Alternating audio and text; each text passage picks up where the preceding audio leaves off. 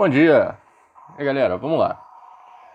Então, ainda na mesma pegada que a gente vem falando de todas aquelas mudanças que aconteceram na Europa, principalmente século XVIII, o iluminismo que começou a levar mudanças para os modelos econômicos e políticos da Europa, a gente tem então o surgimento do chamado pensamento liberal ou liberalismo, beleza? Esse liberalismo ele vai ser baseado nos pensamentos de alguns dos caras que nós vimos na aula passada, a gente vai ver isso hoje. O liberalismo ele vai ser também uma consequência direta desse iluminismo, beleza? Dos pensamentos iluministas. Vai existir essa crítica àquele chamado antigo regime da Idade Moderna, o regime absolutista. E também essa crítica vai chegar até um modelo econômico que era o mercantilismo. A galera vai começar, os pensadores, melhor dizendo, né? Que não foi a galera, o povão, os pensadores eles vão começar a questionar ou vão fortalecer os questionamentos e lutar contra esse sistema antigo que era usado na Europa. Show? O liberalismo econômico, então, ele vai ser baseado em algumas ideias. Nós vamos ter, nesse movimento, uma galera que a gente vai chamar de fisiocratas. O que eram esses fisiocratas? Os fisiocratas eram um pessoal que defendia que a economia ela segue leis naturais. A própria economia ela se autorregula, ela se autocontrola, ela não precisa que o Estado controle a economia. Ela não precisa que o Estado intervenha nos assuntos econômicos. A própria economia consegue cuidar de si muito bem sozinha, sabe? A própria evolução dos sistemas, a própria forma como a economia ela caminha, isso já é o suficiente para regular o sistema. Não precisa que o Estado intervenha nisso, que o Estado se meta nisso. Essa galera eles também vão ser contra o colonialismo. Eles acreditavam que quando você liberta, vamos dizer assim, as colônias para elas se tornarem independentes, você vai fazer com que a economia mundial ela gire de forma um pouco mais eficiente, porque você vai ter colônias, você vai ter novos países que também vão fazer parte dessa máquina econômica.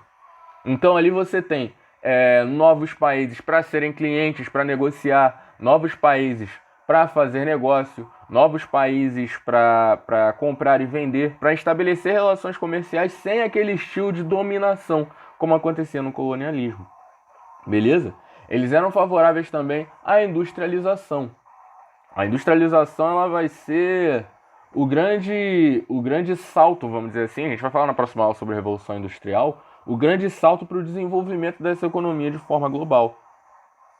E para exemplificar isso, esses fisiocratas eles tinham uma metáfora que era chamada manufatura do alfinete.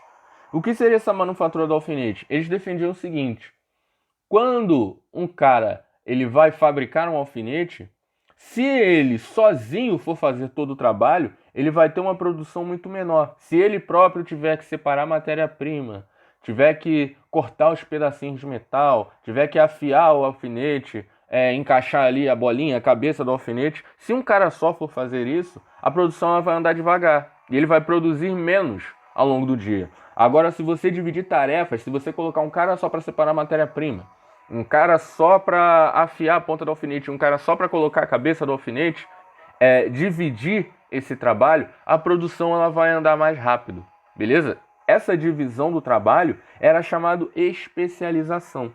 Cada um especializado em uma área, em uma função, beleza?